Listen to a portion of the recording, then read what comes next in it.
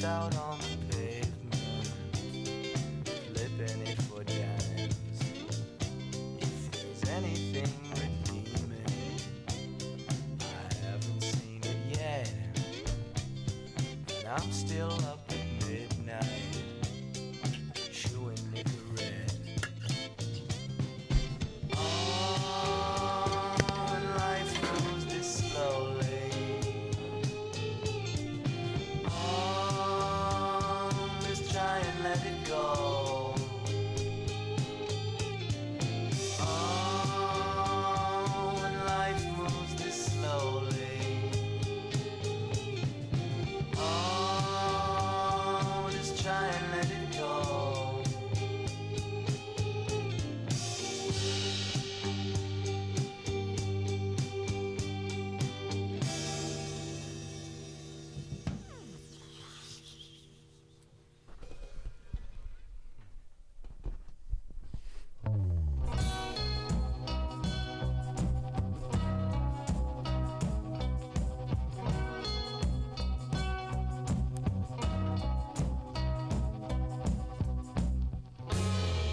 Someday I'll find it,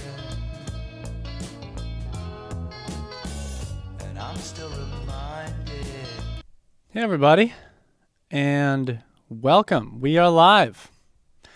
Welcome to another live stream masterclass. This is a full-on masterclass. This is a bring a notebook type of event. This is a do some real learning type of event. Not, quick takeaway clickbait, but there's going to be real learning that you can immediately apply for everyone at all levels today. So we're getting into some real stuff. But first of all, let me just give another minute for people to come on in. I see some students from JP Bouvet method. Hey, Tony. Hey, Eva. Hey, Anthony. Super great to see you guys. If you're watching, let me know where you're watching from.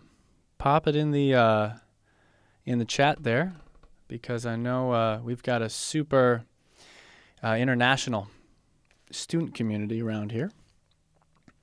And it's one of the brilliant and wonderful parts of the internet age here. We can all come together over some real drum nerdery.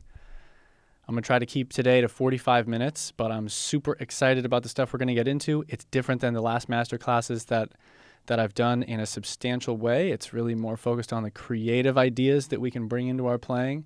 And I think it's a lot of creative ideas that are going to have some real pull where the rubber meets the road. So not a lot of conceptual abstract stuff, but stuff you can actually turn around, go into the practice room, and try. So what's up from Belgium? Hey, Yannick. What's up from India? Ajay. Dr. Ajay, good to see you.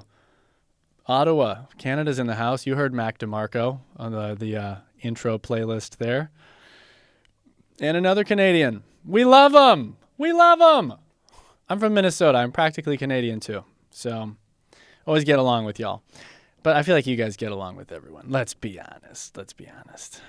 All right. France, Germany, bonjour, and hello. All right, guys. This is very exciting. We're going to go ahead and kind of jump into things. Today's masterclass is called Turning 3 Basic Rudiments into an Advanced Drum Solo. And that is pretty self-explanatory. But again, I am really excited about the ideas that we're going to cover today. And there's going to be a lot of takeaways.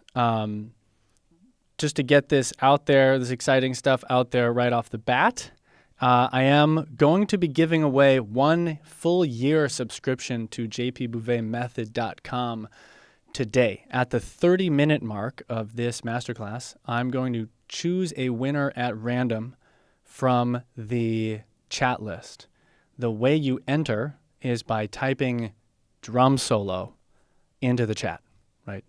Typing it more than once isn't going to help you, but type drum solo into the chat. I am going to scroll through the chat at the 30-minute mark and pick someone at random. Maybe I'll go all the way back to the beginning. Maybe I'll pick the most recent one, that person that put it in there. But hang around till the 30-minute mark, and someone's going to win that. That's a $300 subscription, and you get to be a part of the community, the private Facebook group. You get personalized feedback from me, right? I send video responses to everyone's progress post who submits them. and it's a really beautiful community of people pushing themselves and finding freedom on the drum set, and it really does work. In case you are still pending on the question of can you teach improvisation, the answer is yes. There are many people in the chat whom I have seen find freedom on the drums from a place of zero improvisational comfort. So effortless flow is not only possible, but it doesn't even take that long to start acquiring. So I'm all about developing step-by-step methods that get you to improvisational freedom, and that's what I do on jpbouvetmethod.com, and they work. So anyways, we're going to talk about some ideas from JP Bouvet Method, some of the courses there, but also some stuff in this masterclass that isn't anywhere on the website. So if you are interested in what we're doing here and you want to take a step further, feel freedom on the drums, play what's in your head, all that kind of stuff. Everyone here can also use the code drum solo, one word. Go ahead, let me put it on up there. Boom. You can use the code. Anyone at any point, you can go right now, sign up for jpbouvetmethod.com, put it in the checkout screen. You'll see a promo code box, and you'll get a full free month. That's 30 days free, and actually there's a 7-day free trial, so it's 37 days free. And yeah, anyone can try that out. Of course, if you sign up now and then you win the free year, I'm going to refund you. It's okay. Oh, wait, you won't have paid anything. You won't need a refund. It'll be good. All right, so anyways, gang, that's what we're doing. Let's jump into stuff. As I said, we've got three basic rudiments, and we're going to turn them into an advanced drum solo. Basically, we're going to walk these three rudiments, these three simple patterns, through a whole bunch of creative ideas. And the way that I want to frame today is we're asking creative questions. So we are all, as drummers, using the same patterns, and we're using the same melodies, right? When people say sort of like cliche things like, it's all singles and doubles, man, they're right? I'm still playing paradiddles. I'm still playing singles and doubles all the time when I am drumming, the same rudiments that I started with 20-some years ago. The question is how we apply them to the drum set and how we can leverage and sort of like juice those for creative juices. Today we're going to talk about a lot of methods for juicing them. First, let's look at the actual patterns that we're going to use. Oh, and then, as the title implies, we're going to actually build a solo, and we're going to play a solo. And just for proof of concept's sake, I have not played this solo before, right? I wrote a bunch of ideas. We're going to make it on the fly, but this isn't a pre-composed solo that I know works, right? We're going to use these ideas to make something cool, and I have very high confidence that it will work. So, without further ado, let's take a look at our patterns. Boom. So we've got 3 patterns here. I'm calling them rudiments, but already we can think about, what is a rudiment? We're going to take a really broad definition. We're going to say it's a pattern, it's a sticking or a melody that you can repeat and use musically. How's that?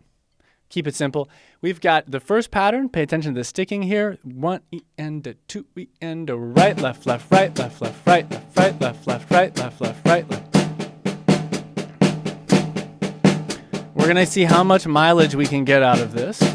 But for now, let's just think about the pattern.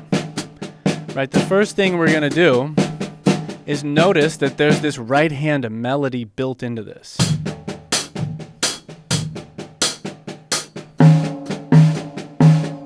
A very common melody.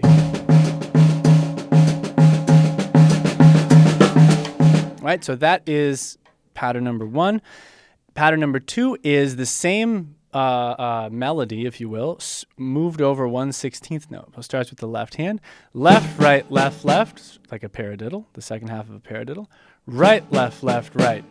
Left, right, left, right, left, right. Left, right, left, right, left, right. Left, right, left, right, left, right. Left, right, left, right, left. So if we do the same thing in this pattern and we accent the right, goes to the left, you'll notice another melody. And I've notated the melody on the screen. 3 E and a 4 E and a 1 E and a 2 E and a 1 E and a 2 E. A 1 E and a 2 E and a 1 E and a 2 E and a. So these first 2 rhythms are 2 of what I call the invisible rhythms. Right? I have a set of 16 invisible rhythms, and they're melodies that are everywhere in drumming that you never notice. So as far as rudiments go, I'm all about, as a teacher, making sure that what we're doing is maximally pragmatic. So it's absolutely applicable at the stage of drum set playing in the style that you want to do it. So why not learn rudiments that help our coordination that are also easily transferable into cool grooves? We're going to see that these two patterns, invisible rhythm number 1 and invisible rhythm number 2, are extremely transferable into a lot of cool stuff very quickly in a way that like the standard paradiddle isn't. Also very useful, but different. Let's take a look at the third pattern, right, left, kick. Now this is just a sticking. It doesn't define, is it 16th notes? Is it triplets? Is it something else?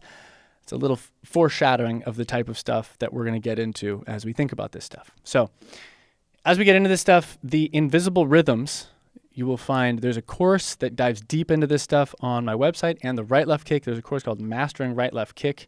If you feel so inclined to use that code and study that. So let's again, we're still, before we start building our solo, let's take a couple more broad overview ideas here. We're going to talk about several creative tools. They're listed here. We're not going to talk about all of them right now, but I want to bring your attention to the first one because this is going to be a recurring theme for the day, and I want this to be on your mind as you listen and watch.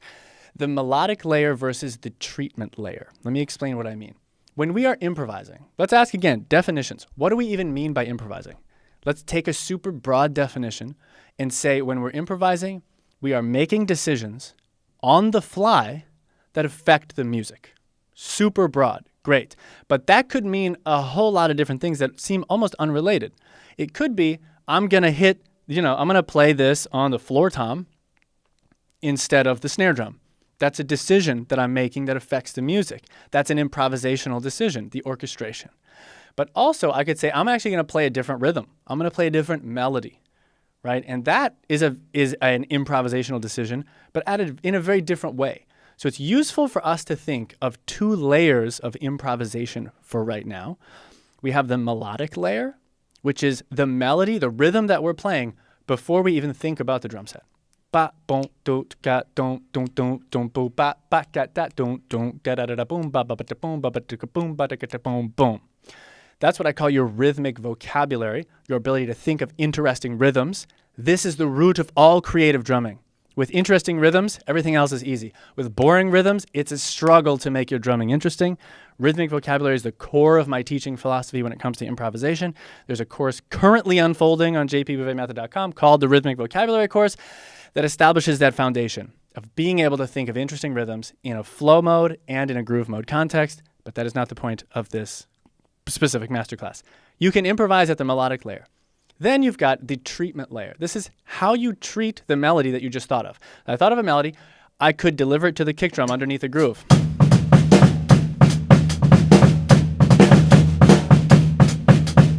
I could deliver the same melody to the ghost notes.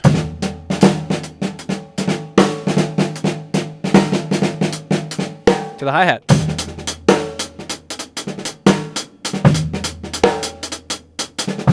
Or maybe it's a fill.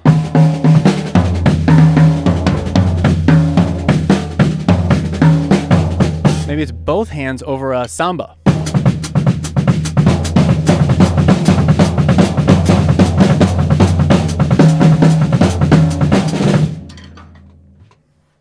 Right, so you've got the melody and you've got the treatment layer. And what's cool and exciting, and this is an idea that's been on my mind a lot lately, is you can improvise at both layers simultaneously. I'm improvising a melody and I'm deciding how it's applied to the kit. Or you can do just one.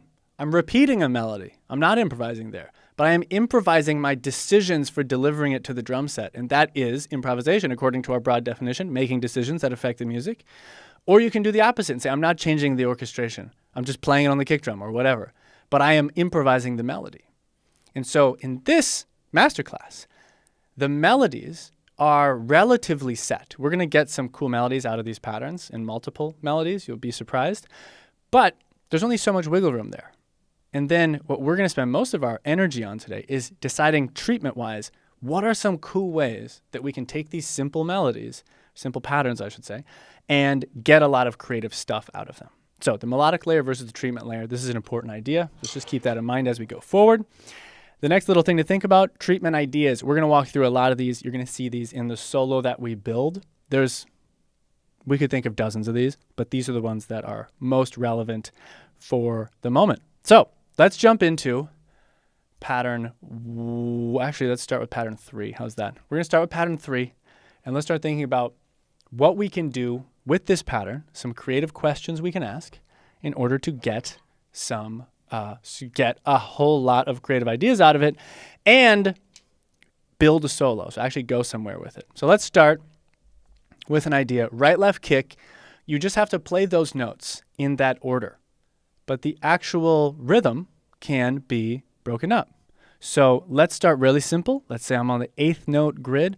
1 and 2 and 3 and 4 and I can play right and then left and then kick. And I start experimenting, just seeing if I follow this pattern, what type of things can I come up with? If I start by doing that, 3 and 4.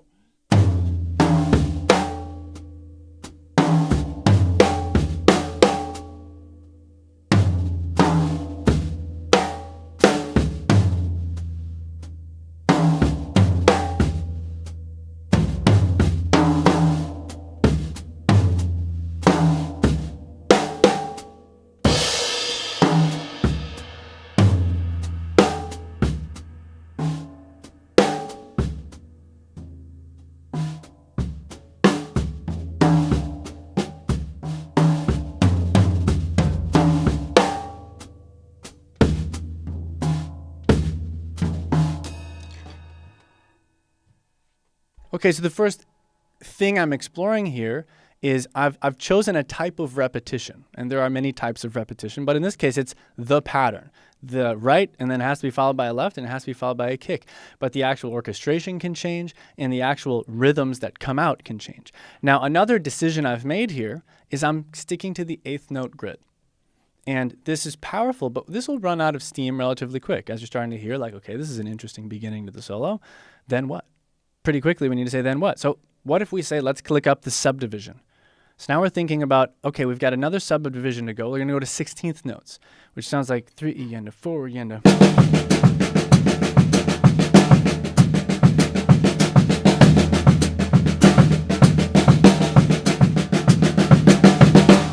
Okay, so this pattern in itself is an independence challenge, right? So in asking creative questions, it's not just stuff we do in a solo. It reflects back into what we do in the practice room. So we've asked the question, what if I want to use right, left, kick as 16th notes?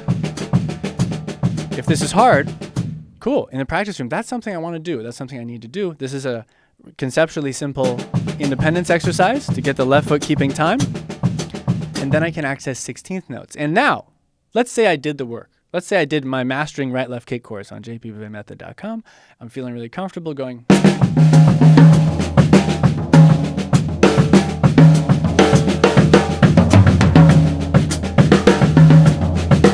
Right, I'm playing it as 16th notes. Now, I have two options. Right? I have 8th notes and I have 16th notes. And one thing we're going to do frequently during this solo is flip the switch.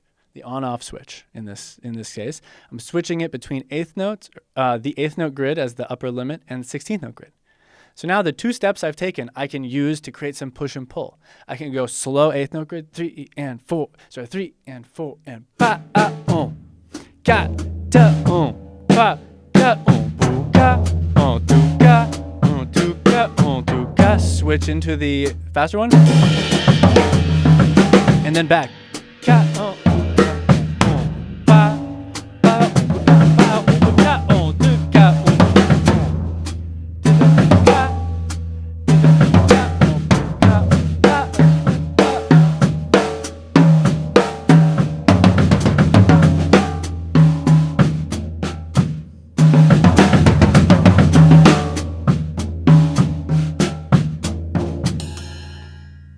Right, so now I'm thinking I've got two modes of operating here. One, it has to be right and then a left and then a kick, but it has to be slow. But it can be, I can add rest, it can be, the rhythm can be whatever.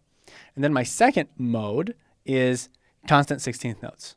And let me work the orchestration out. So both of these things, this is a push and pull creatively, but these are also, again, things to take back to the practice room. Because you can say, when I'm doing the first mode,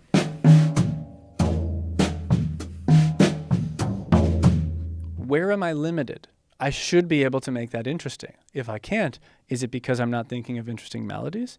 Or is it because something about the coordination is difficult? Or is it because I'm stuck with the same melodic habits? And then when you go into the next pattern, right? The other mode.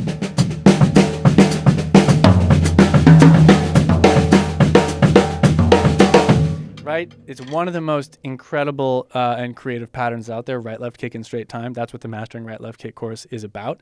But as we're doing this, right, you're hearing a totally different thing starts to happen. Different melodies start coming out. Same pattern, very different melodies and a different feel. And with that, you can create a push and pull. Okay, so now we're thinking we've got a little bit of a solo blooming here. We can create a little push and pull in the beginning. What's our next step? Let's think about... we've got the on-off switch going on. And then, okay, let's work toward moving toward our second pattern. And let's say, okay, we've clicked the subdivision up 1. We're at 16th notes. What would it mean to click it up again? That would be triplets. In this case, 16th note triplets. Now we're going 3 again to 4 again to...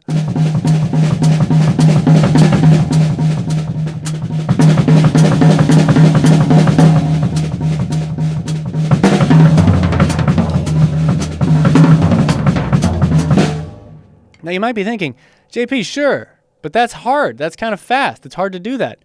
Exactly, right? We're going to walk through a lot of ideas in this lesson that are conceptually simple, but not necessarily immediately accessible. That's not the point, right? I'm trying to give you as much homework as you want to take, right? So just with the right left kick pattern, we've now got 3 separate creative ideas, AKA 3 separate things to practice in the practice room, because creativity depends on having options. Having options means you did the work to develop vocabulary within this small subset of vocabulary. So now if we want to think about just triplets, let's just keep this super simple and say it's right, left, kick. It's always right, left, kick. We're not going to do anything else. We're just going to go. And we can orchestrate the right hand.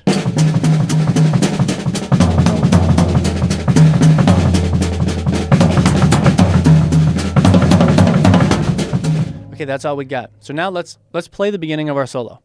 Get right, left, kick broken up, slow 8th note grid, max speed. And then we introduce the 16th note grid, right, left, kick on the 16th note grid. Something everyone thinks they can do, but is way harder than you think. And then we have, okay, we can go click one more up to triplets, and let's see how we can create a build with that and use repetition. I'm also going to use repetition of sounds. I'm not going to mess with the cymbals a whole lot. I like the way the toms sound. I'm going to limit myself there. So I've got repetition of the pattern, repetition of sounds, and what I'm playing with here is mostly the subdivision and the resulting melodies. Here's the beginning of the solo. Let's mess around with it. 1, 2, 3, 4.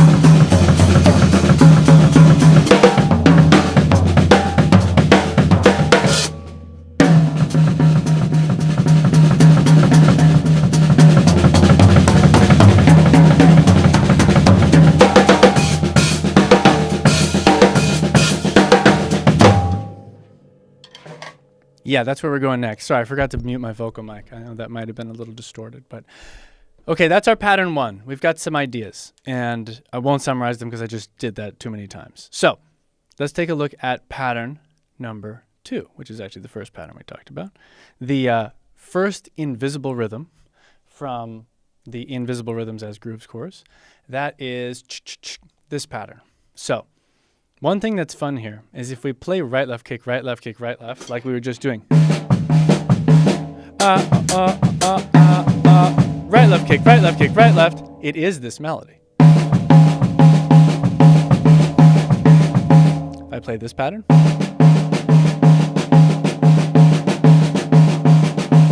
Right, left, kick.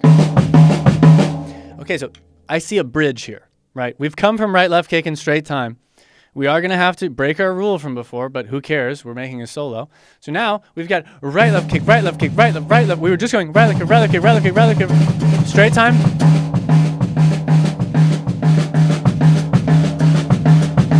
And we want to end up with.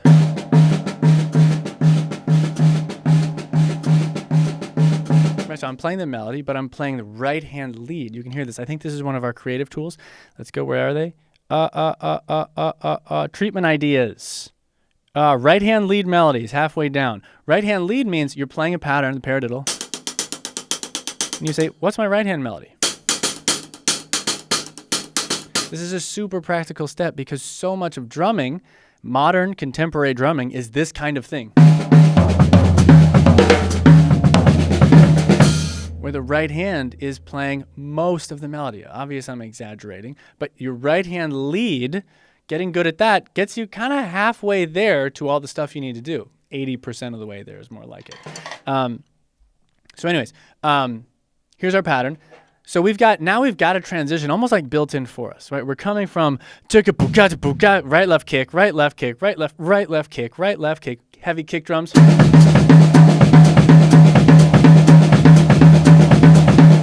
Drop the kick drum.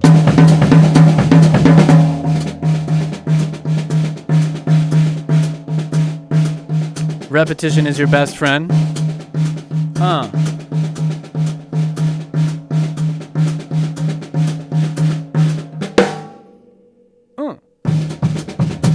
Anyways, so we get that pattern going. Let's say something like that. Now let's think about things we can do with this pattern. This pattern is particularly friendly if we want to make grooves. So we're going to turn this pattern into grooves. And we can do that with a ton of patterns, everything from the paradiddle to doubles, inverted doubles. But this pattern lends itself especially well. So if we move it over to the hi-hat, let's take a few creative steps. These are going to be questions you can ask yourself about other patterns too. Question 1, what happens when I move it to the hi-hat and just play the same pattern? Let me make sure we're not at the 30-minute mark because I have to announce a winner. Oh my God, in 1 minute. Let's get through a couple of steps here. There's my pattern. I've got the melody extracted from it. Feels good. What do I need to make this a groove? I need a backbeat. Okay, halftime backbeat. I'm on 3. 1 E and a 2 E and a 3 E and a 4 E and a 1 E and a 2 E and a 3 E and a 4. 1 E and a 2 E and a 3 E and a 4 and a 1 E and a 2 E and a 3 E. Now, let's take a couple steps. One step is I want to be able to play that backbeat with my left hand. So, but that's hard to do. So instead of going, I'm going to put a kick drum before that backbeat. Doom-ba, doom-ba. Right, this is step 1 in the Invisible Rhythms course on my website where we turn 16 of these rhythms into grooves. This feels good to play. Let's get it. Right, you hear the melody, da ta ta ga ta ta, but you also hear tupuka, boom, tupuka, boom, tupuka, boom, ta tapuka, tapuka, All right, let's pause for half a second here. We're at the 30-minute mark, which means I'm choosing someone from the chat who said drum solo to win a $300 1-year subscription on jpbouvetmethod.com. And the winner is, drum roll please.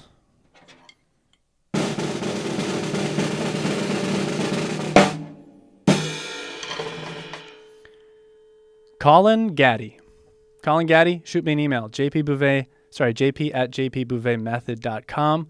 Congratulations. You just won a year-long subscription to jpbouvetmethod.com, and we are going to do a ton of amazing work together and have you flowing effortlessly on the drum set like you've never done before. So shoot me an email, Colin Gaddy. Congrats. Round of applause for Colin Gaddy. Everyone else, 37 free days. Use the code DRUMSOLO, one word, when you sign up for JP Bouvet Method before Wednesday night. Forgot to mention that earlier. Limited time before Wednesday night. Use that code. You'll get 30 days free plus a 7-day free trial. 37 free days with all the perks. I'm going to email you literally the day you sign up, and we're going to talk about your goals. You're going to have personal feedback with me, guidance, part of the community, join the private Facebook group, the Improvisers Club. Tons of cool stuff. It'll be great. All right. Congratulations, Colin. Everyone else, pop over to jpbouvetmethod.com, drum solo at checkout, and that's going to be fun. So, okay, we've got a groove going. Let's ask some creative questions. What can my kick drum do? It could match all of the right hands.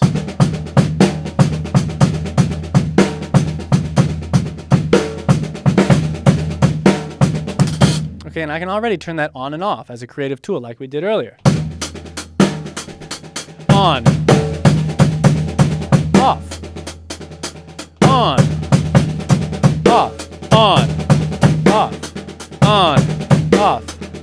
On. Off. Right, the on-off switch. You need way fewer patterns than you think in order to make interesting drumming happen. So we're asking, what can our kick drum do? It can be all the way on. It can be all the way off. It can also just choose some kicks at random. Right? So you're going ba, ba, boom, ba, boom, ba, boom, boom, ba, boom, got boom, boom, boom, got boom. Right? You can imagine ways to practice this. We walk through it in the 16 Invisible Rhythms course. But you can imagine, treat the right hand like a grid. What does it sound like if you put a kick on the first right hand, the second, the third, the fourth, the fifth, the sixth right hand, two at a time, every other, various simple combinations, and you'll start to feel like you have control to put the kick drum wherever you want. So now you've got going, and you just see those right hands sitting there waiting. Boom, boom, boom, boom, boom, boom, bad, boom, boom. Great, and this opens up another interesting sort of layers idea that I'm always thinking of. 2 layers of melody priority, let's say, right? You've got top tier melody, kick and backbeat. Boom, boom, ka, boom, boom, boom, ka, boom. Tier 2 melody, the hi-hat, right? It's above the ghost note layers. It stands out. It is part of the melody of the groove, but it's not meant to necessarily compete the way that we're playing it with the kick and the backbeat. And this is really cool because you can have a really simple tier 1 top priority melody and a more complex tier 2 melody, and it's not super overwhelming because most of what you hear is that top tier melody. Boom, ka, boom, boom, ka, boom. And you've got this super busy thing going on underneath it on the hi-hat. Whereas if that super busy melody was at the top, boom, boom, boom, ka, boom, boom, boom, it'd be totally overwhelming. Like you'd run out of steam super fast. So you got 2 tiers of melody. We've got our kick and snare, kick and backbeat, and then we've got our hi-hat, and then we've got ghost notes as a third layer that's really just invisible, filling in space. And then we've got actual silence, and we'll get to that soon. So now we've got the kick drum doing interesting things. We're choosing whether or not that plays. Now, here's a crucial step where we use the pattern. I love this kind of stuff. We use this pattern to get to a melody, the right-hand melody, and then we extract the melody. And we say, I don't even have to play the pattern anymore. The melody stands by itself. So now if I'm playing all the kicks,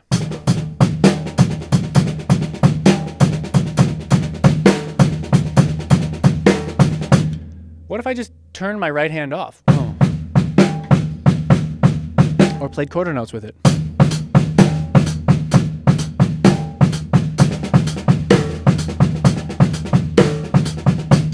Okay, now I've got the same melody, but I've got 2 ways of playing it. Right hand lead or timekeeper.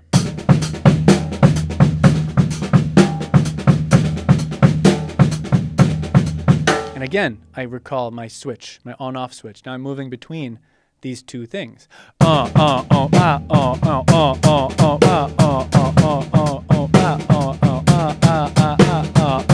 But when I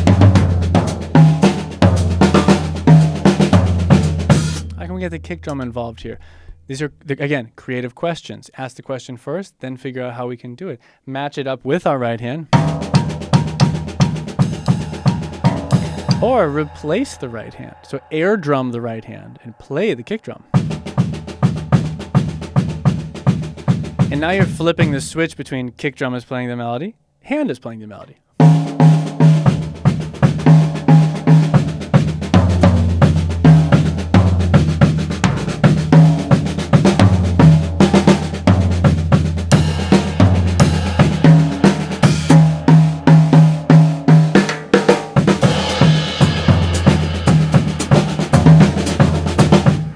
Okay, so you saw how I added the left foot upbeats there? And my right foot was playing that ostinato as well. But that left foot, this goes a long way, right? As far as creative ideas goes, or developing a solo or a section, you might, again, recurring theme here, you don't have to think of more crazy, interesting melodies. We can leverage them more, right? So I'm playing the same melody, but now I can change what's happening around the melody, supporting the melody by adding like a left foot timekeeper. So I'm going. And when that starts to get boring, let's bring in that left foot. New life. Breathed into this.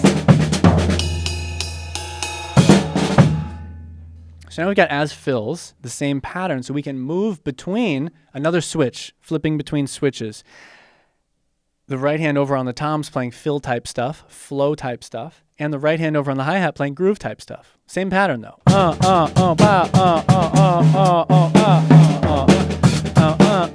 Since we're so limited on the melody, what's going to really make this work is just doing it momentarily.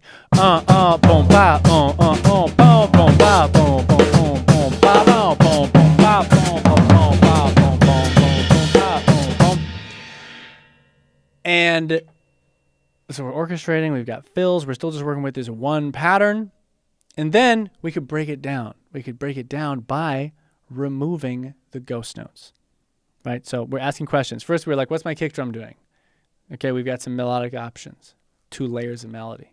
Then we're like, what's my snare drum doing? Okay, we could add some extra accents. What's my right hand doing? Well, it could play quarter notes. Or it could play on the toms and make this kind of like a fill kind of thing. So let's go back to the left hand. What are ghost notes doing? Well, they could just not be doing. Like they could come out. And this leaves us with a key concept here, the raw melody. Now, remember in the beginning I was saying you've got the melodic layer and the treatment layer. Now we're left with just the melody. There's a raw melody. Ba, ba, ba, ba, ba. No ghost notes. Ba, ba, ba, dun, da, dun, dun. We can play with both hands now. Play with your left hand. Da da boom ba dum ba dum ba dum ba dum ba ba dum boom ba boom ba boom boom ba. We've got the raw melody, so now what we can do, we can flip on-off switch is back. The ghost notes off or on. So now we've got our groove. Let's put it, I don't know, right here. And I'm just gonna turn the ghost notes off and on. Da da dum ba boom off, on, off. Off, so on, off, on.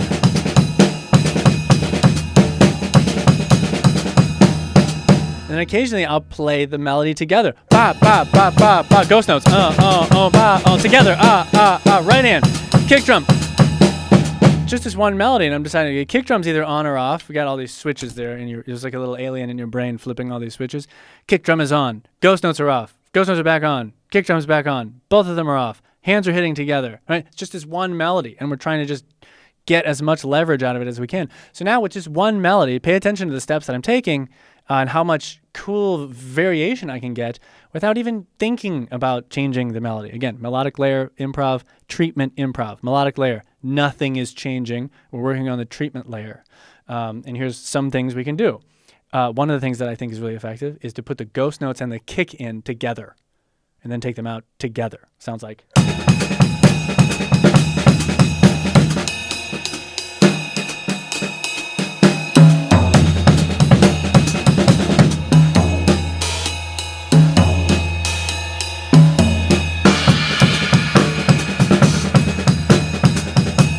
Let's double up the hi-hat, get a little more energy. More accents. Louder bell.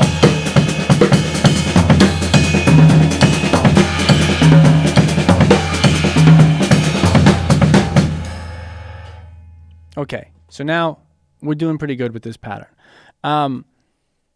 Let's see how far we can get with the solo. I'm going to keep it really short. We're going to play a 80-second solo with just the material that we've talked about so far. We've got right, left.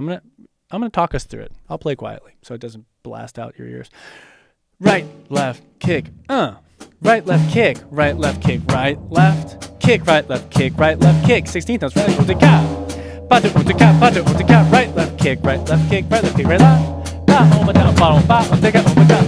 Getting all.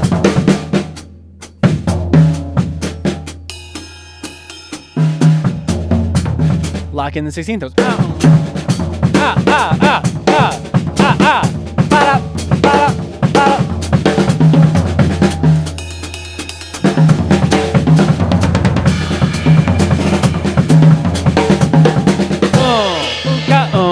Right, left, kick, right, left, kick.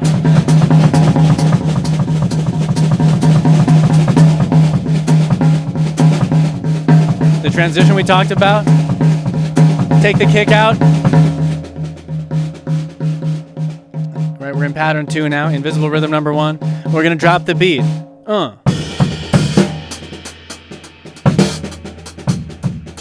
We're asking, what can our kick drum do?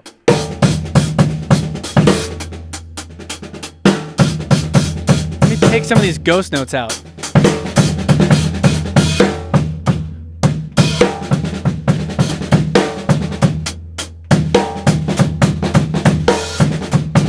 Add some left hand accent. Little change of, little interlude. And we're back in it. Real sloppy.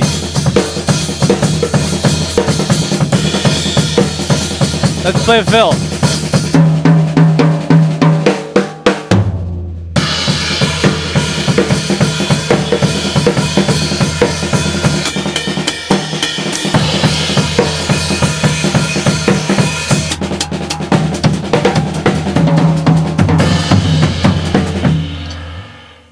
Anyways, yeah, this is kind of interesting, I think. It's still cool, and we just got 2 patterns. So, now, the third pattern, luckily, we're going to move through really fast. So, invisible rhythm number 2.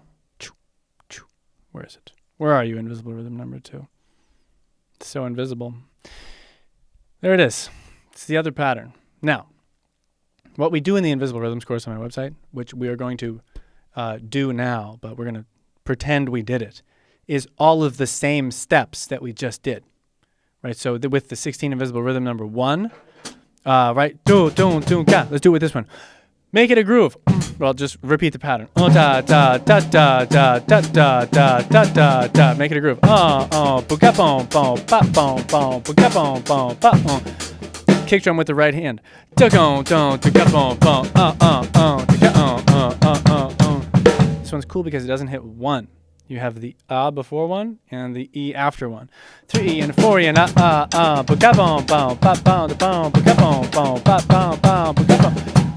left hand accents. There aren't really any that make sense actually, but you can take the kick drum in and out. You can move the right hand over. You can also, like we talked about, go to the other groove mode, quarter notes. Extract the melody that we got from our right hand. Put it on the kick drum. Back to the other way. Back to the other one. Raw melody.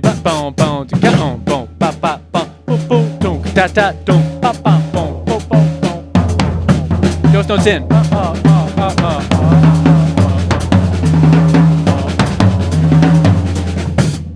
So we take all the same steps with this other pattern. This other pattern, back to the melodic layer, has another melody in it.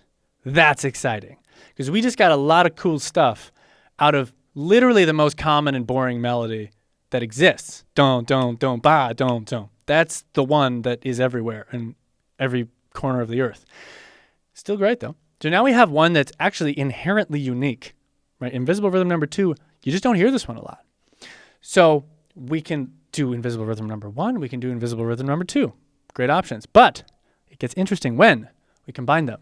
Now you'd think, okay, that's not going to be that interesting. But here's the thing. When we combine 1 plus 2 or 2 plus 1, it's not going to sound like we played this melody and then that melody. It's not going to sound like if we reverse and we play that melody and then this melody. Combined, they become new melodies, right? The listener perceives what's going on as a larger chunk of melody. So this isn't just 2 pieces of melody that you're rearranging and that are going to feel equally repetitive. If you can actually rearrange these, the result is a bunch of, I don't know how many, some multiple of that, a bunch more melodies than you would assume. So for example, if I play invisible rhythm number 1, ba, ba, ba, and then followed by 2, ba, ba, bum, do, ba, ba, bo, ba, ba, ba, do, bum, ba. I get dotted eighth notes. 1, 1, 2, 3, 1, 2, 3, 1, 2, 3, 1, 2, 3, 1. Right? This is a group of 3. It's a polyrhythm that's going over the bar. That is delivered to the listener as one item. I'm playing a polyrhythm now, which is different than if I repeat part 1, boom, boom, boom, ba, boom, part 2, don't, do part 1 plus 2, don't, ba, don't, ba, don't. Now if I play number 2 first, and then number 1, ta-gong, boom, ba, da, da, boom, boom, ba, da, da. Super heavy. There's nothing on 1. There's a big backbeat on 2. Ta-gong, da, da, boom, boom, ba. And then you could say, what if I have, a melody that's twice as long and I go A, A, B, A, or 1, 1, 2, 1. Ba, ba, ba, ba, ba, ba, ba, ba. Again, that is received as one piece of melodic information, not 4 individual chunks that the listener is consuming in that way. Or I could do B, B, A, B, so 2, 2, 1, 2.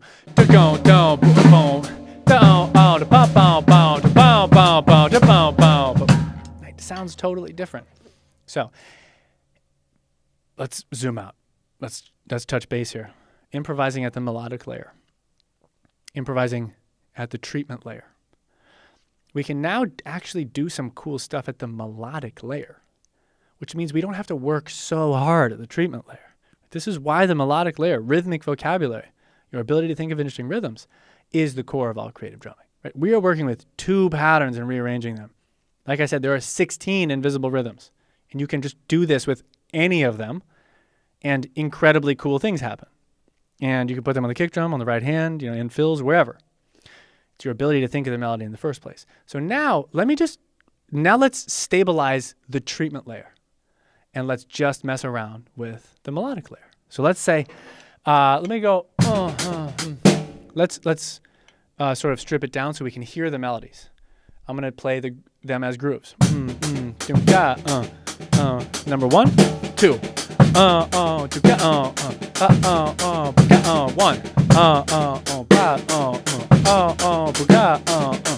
Now I'll move between 1 and 2 and just keep a kick drum on 1 and a kick drum before the backbeat if I need it. And I'll actually mute the mic so it sounds better. Here we go.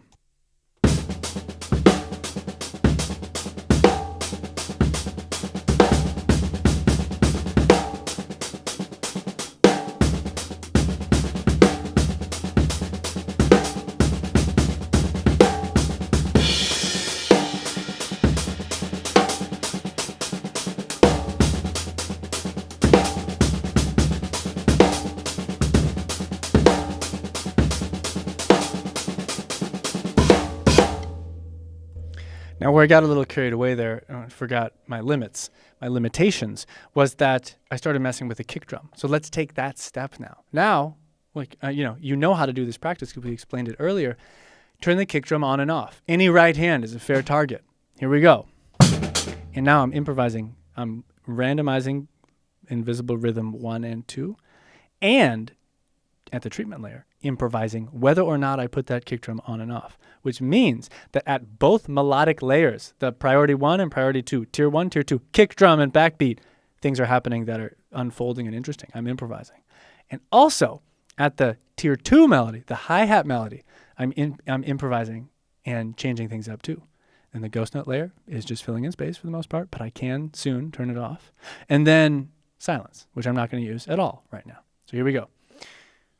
1, 2.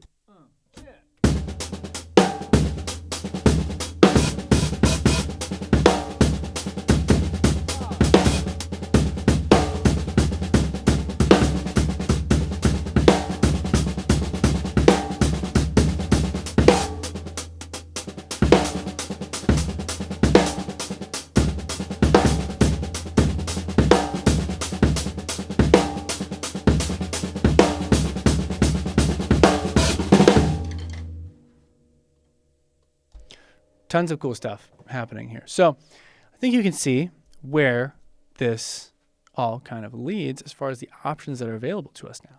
If we take into account everything we've got so far, we can now start to form a solo and just think musically from a broader perspective.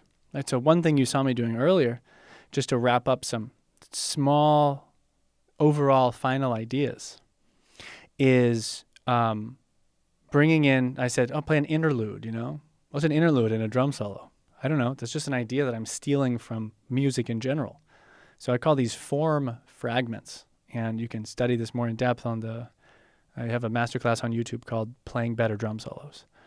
One of the things I talk about is form fragments, which is taking something that's really popular in songs and just importing it into your drum solo, and it'll make it feel like there's structure to what's going on, even though you're making it up on the spot. So let's say I take 2 bars after a section and I do like a post-chorus where it's like breaks down for 2 bars and then I just go into the next section. So this is going to be totally random, but it'll feel like, oh, this is familiar. This is a familiar type of structure that I know. And now I feel like I have a flag in my memory, a marker where something changed between sections. So I'm going, you know, and I get to the end of the section.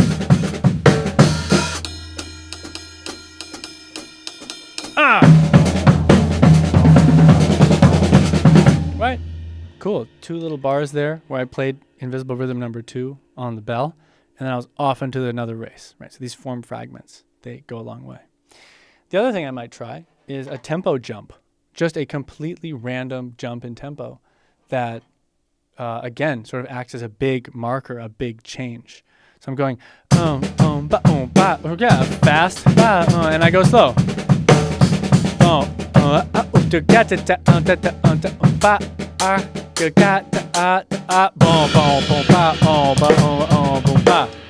Right, that's more of perhaps a symphonic form fragment or something. But anyway, so now we've got all the pieces. And that is everything we're going to learn today. If we review briefly all of the things. Let's go back to our, yes, congrats again. If you're joining late, use the promo code DRUMSOLO. If you sign up for JP Bouvet Method, you'll get a free month. With full access to everything, I'll send you an email. We'll talk about your goals. We'll get you started in some awesome courses and get you improvising like a ninja. But just to recap, we've got our 3 patterns. Some of the creative tools we talked about. The melodic layer versus the treatment layer. I've spoken about that. This on-off switch. We've got 2 sets of rules. We're moving between them, and that in itself is a creative tool. Groove modes, right? The quarter note hi-hat, the right-hand lead hi-hat. I can move between those strategically to create tension and release, push and pull, high energy, low energy. And then repetition, your best friends. In the beginning, we talked about repetition of a pattern, right, left kick, even if the melody and the rhythm of it is broken up and the orchestration is broken up. You've decided the pattern. It must be right followed by left followed by kick. Repeat, repeating the pattern. Repetition of sounds. You can limit yourself to just some sounds on the drum set. Repetition of melody, which is more like what we get into with Invisible Rhythm 1 and 2, where the melody is set and we are repeating it. And it's actually nice, right? It's not necessarily a shortcoming. It's just a musical decision. It's only a shortcoming if you don't have the option to do anything else. So repetition is powerful. We want to use it, even melodically, rhythmically on the drums. But we don't want to get stuck doing repetition just by default because we don't have the vocabulary. And then this last idea, form fragments, which we talked about. And then some of the treatment ideas, orchestrating and limiting your orchestration, right? I'm not hitting the cymbals. moving between subdivisions, which is what we do with the right, left kick pattern.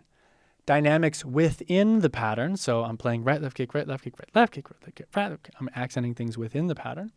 And then overall dynamics. The whole pattern gets loud, the whole pattern gets soft. These are different things. Right hand lead melodies, we talked about those on the toms.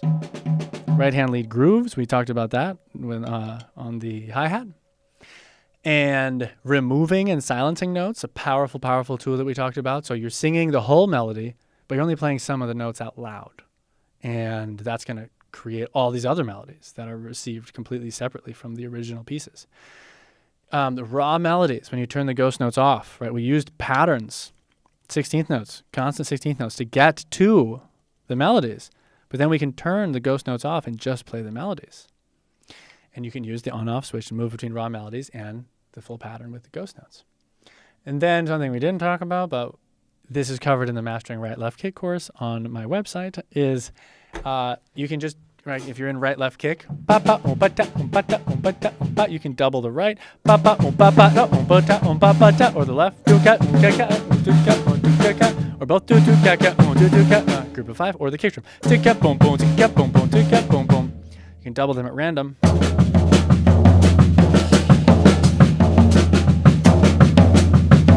And suddenly that sort of monotonous group of 3 turns into groups of 3, 4, 5, 6, and even 2 if you want to go there. And then, I mean, it's just so much cool flow. The Mastering Right Left Kick course is it's a really good one. On jpbouvetmethod.com, use the code drum solo by Wednesday night to sign up, get 30 days free, and do that course. It's only 6 lessons long. You can actually finish it in the 37 free days that you have, and send me a progress post, and receive my personalized feedback video response, and share it in the Facebook group, all before your free trial is up, folks. But anyways, let me play a drum solo now with all these ideas and just walk through it. So let me pull up just the patterns, right? Here's the patterns. And just I'm going to really try hard to not break the rules. I'm going to limit myself just to these patterns and walk through the solo that we just built and go from there. Now, the last small thought I want to leave you is, you might be thinking, well, did we just improvise a solo or did we just compose a solo? Right? JP wrote all the things down that we're going to do. Isn't that composing? That's not improvising. This is a false dichotomy, if you will, to use an overused word that sounds fancy. When you are improvising, you are making it up as you go, but you are constantly using not only patterns that you've used before, melodies that you've used before, but also decisions that you've made before, right? So dropping the kick drum out all of a sudden and feeling the effect of that, right? That's a creative tool that you have in your pocket. That's a creative decision you can always make. And sometimes all it takes is for someone to put that on your radar, for that to be in your arsenal. But you could be playing anything over top of that and use that creative tool. You'll notice that the decisions that we made today creatively, they're not actually exact patterns, right? They are questions you can ask about anything. And the act of improvising, in a sense, is the act of asking these questions in real time, right? So this is a type of solo that I would genuinely improvise. I would decide, I'm going to base the beginning around this pattern. And then I'm going to click up the subdivision, because this is a tool that I know to use and I know how it's effective and I have control over it. I'm going to click up the subdivision again. I'm going to play with these 3 steps, right? So yes, we sort of listed these out, but these are real questions you can ask and real creative decisions you can make in the flow while you are improvising, right? And the missing element here, if you will, if we return to our melodic layer and our treatment layer, the melodic layer is where you can kind of always be improvising throughout your solo, right? I call it your rhythmic stream of consciousness. Of course, this requires development. This is your rhythmic vocabulary. This is the rhythmic vocabulary course currently unfolding on my website. Wherever you learn it, this is your ability to think of interesting melodies and then ask these questions as you play those melodies that come out. So anyways, the difference between improvising and composing, as we are doing on the drums, is, I think, quite thin. Because in this case, improvising is composing on the spot. It would be different if I were sitting and writing out, drum notation. but this is what it feels like to improvise, to make decisions on the fly and compose on the spot.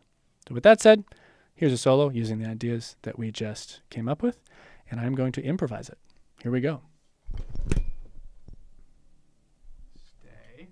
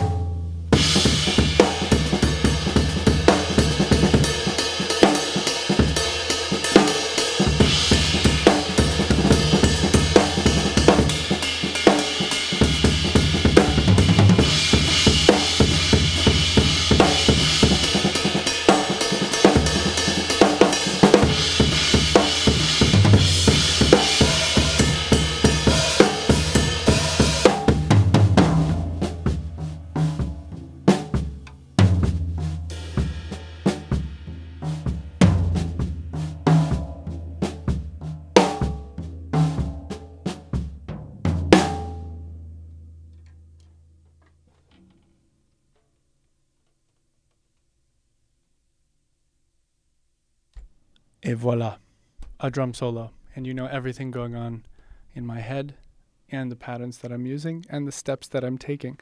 Thank you everyone for spending some time with me today. Thanks for watching. If you're interested in studying any of this stuff more deeply or in general developing your freedom, your effortless flow on the kit, do check out jpbouvetmethod.com. Use the code DRUMSOLO when you sign up, one word, to get a free month.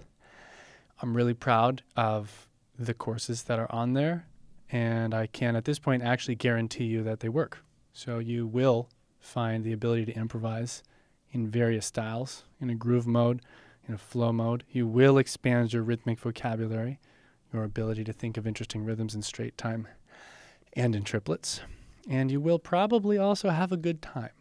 To me, improvising is the fun part of playing drums. It's the payoff of thousands of hours of work. And it's just why I do this. So, my drumming life's mission is to help other people find that joy and that fun on the drum set. And I'm really just excited to be doing it. So jpbouvetmethod.com if you want to check it out. But regardless, thanks for watching today, and I will see you soon. Have a good one.